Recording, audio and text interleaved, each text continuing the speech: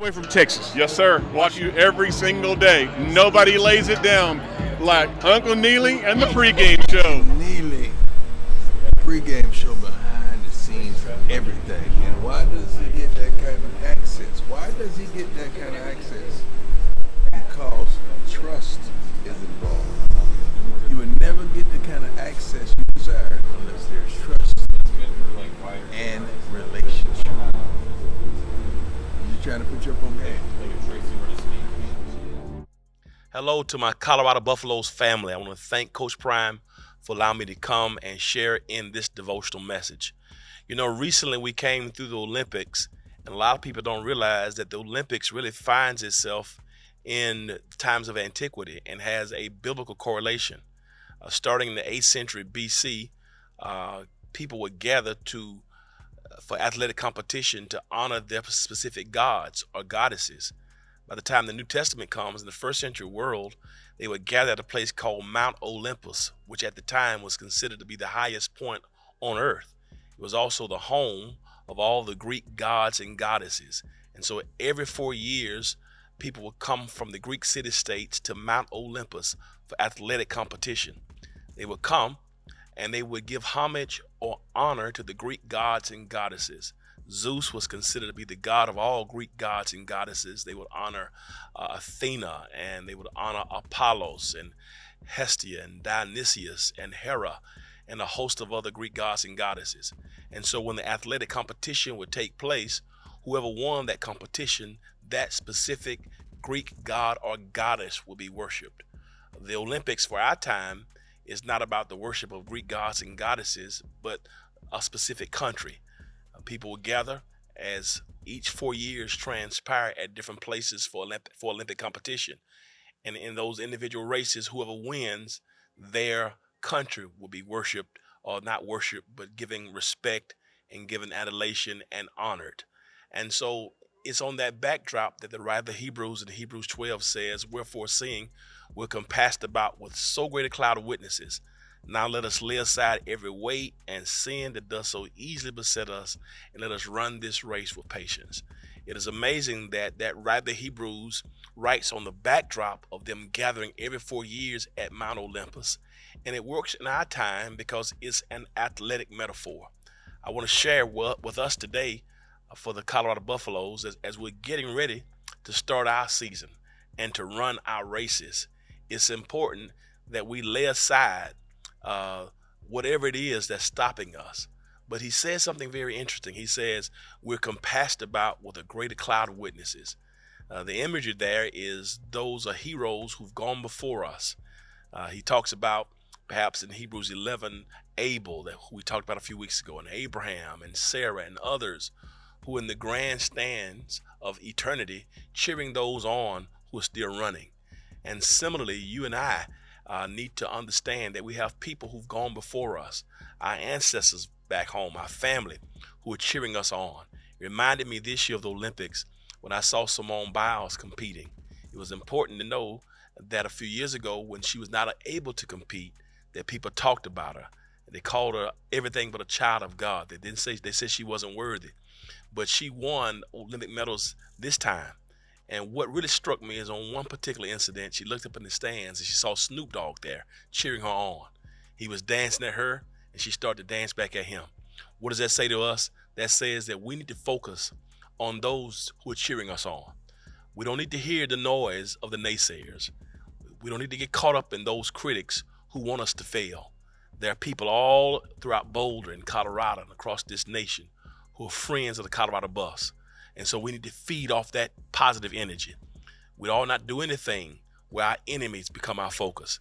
Let them talk on social media. Let them mislabel us and try not to see our genius. They'll talk more about and try to make us be criminals and thugs rather than appreciate our team-wide GPA. But we're not worried about the ones who speak against us. We're going to look in the grandstands and see those who are cheering us on. We're compassed about with a lot of folk who want us to win. But then he says we got to lay aside every weight and the sin that does easily beset us. That means, what are the distractions? What are the things that we got to lay aside? Is it ego? Is it pride? Is it selfishness? Is it laziness? Is it chasing after the girls? Is it a lack of focus? Not taking care of our bodies? What do we need to lay aside that's prohibiting us from being our best? It could be some relationships you got to cut off. It could be some phone calls you can't answer. It could be some people you may have to let go from back home because they're distracting you from your goals. So you got to lay aside the weights and the stuff that besets us. And then he says you got to run this race with patience. That word race there is the Greek word agon, which means it's an agonizing race, which means it doesn't matter what's happening here in August. In order for us to get to January 20th, this is not going to be a sprint. It's going to be a marathon. We have to stay focused on the goal. I thought about this when I noticed the Olympics in two situations, in two competitions. One, a woman was headed for a bronze medal as she was walking, and she started to celebrate too soon. I've seen other times past where people were running the races and they started to celebrate, thinking they had the victory, not realizing somebody was coming behind them. Listen, just because you're in the first two units now is not cause to celebrate. Just because you're not in the first two units doesn't mean you quit on the season. It's a long season. Someone once said the race is not given to the swift nor the battle to the strong, but the one who can endure to the end. See what we're doing against North Dakota State? That's just the first leg. So don't get caught up with the successes you've had in the PLPs and the 707s and in summer camp. This is going to be a marathon. Don't you celebrate too soon. You know, another thing I saw in the Olympics that was very, very powerful and a great lesson for us about staying focused and running with patience. It was in the men's 4x400 relay.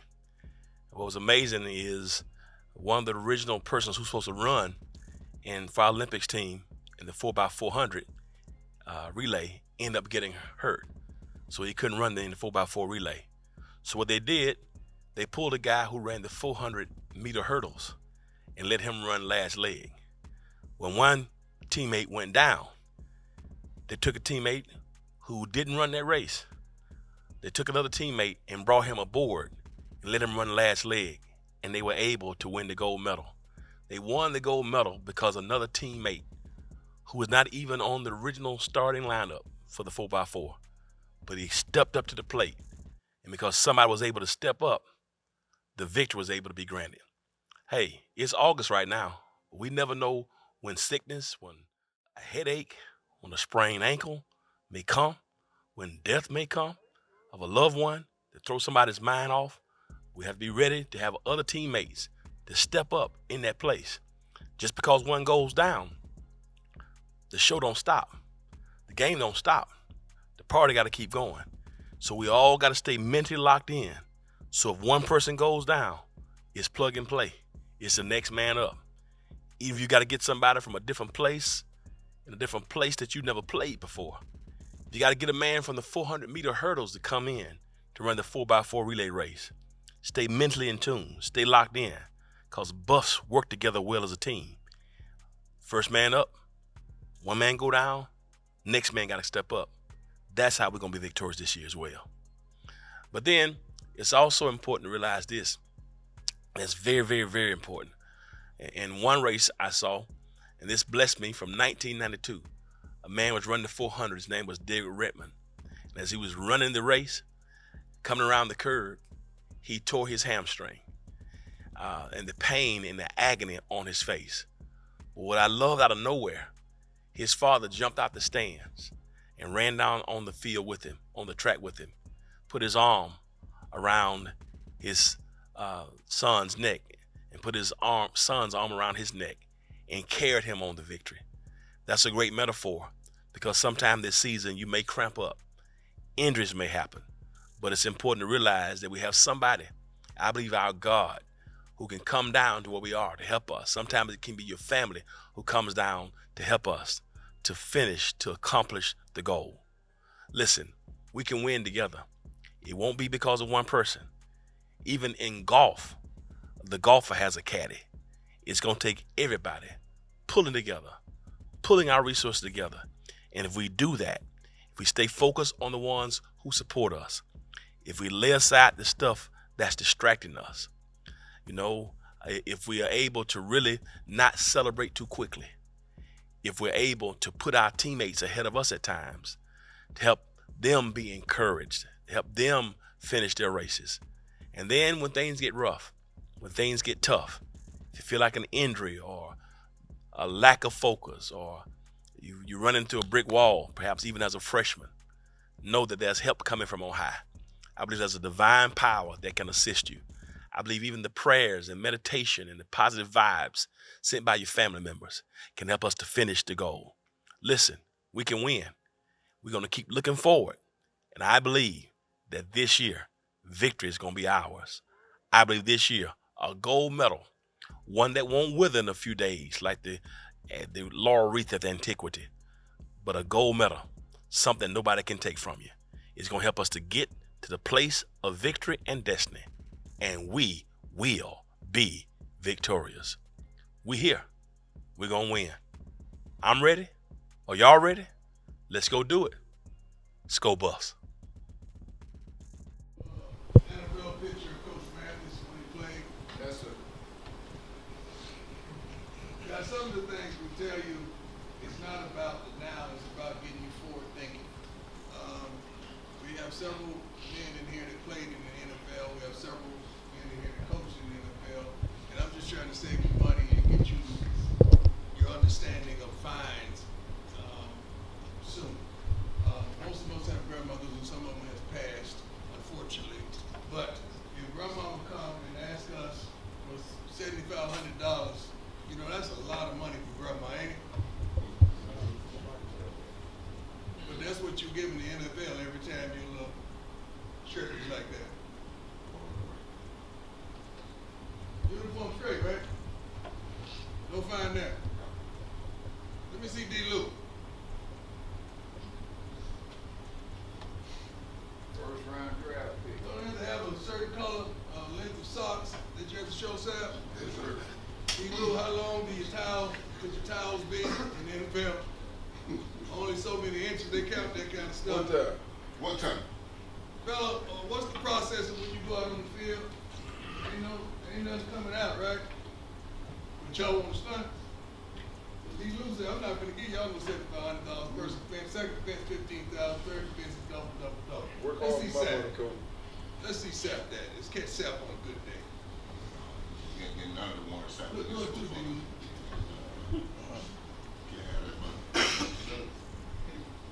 You ain't giving nothing. No, not the more Sap. This is fun. Let's go get that tight. Look at that thing. Sweet. It ain't stunned right now. Could be. Yeah, right. We could go on all day with Jake Fields and some of the rest of myself. I used to always call the guy that was assessing the fines and develop a relationship with him so that he could take care of me, because at that point in time, you could only have two colors on your shoes. You had a certain length. I mean, the towel had to be, they gave it to you. You didn't bring your own towel, they gave it to you. You know, so it was all those things going on, and we did not want to give it to the fine man because we didn't have the opportunity to give them the check. They took it out your check. So when your check came up light, you can't sit up there and argue about it, because the guys on the sideline, like we're going to have a guy out there today, he's going to have a pad and a pencil, and he's going to check it off. This is who has infractions, and what happens is, right before the kickoff, they go to Smitty and say, these are all the guys that have infractions, getting them to change it. And they either change it or they don't. If they don't change it, then the fines are excessive, and there ain't no fighting. Ain't no appealing, ain't none of that. Just, it's out your check, and it's over. It's a wrap. And you got some guys in the NFL right now that I've heard that are giving up $500,000 or more a year on fines because they feel like they got it like that. See, that's good now because they got it.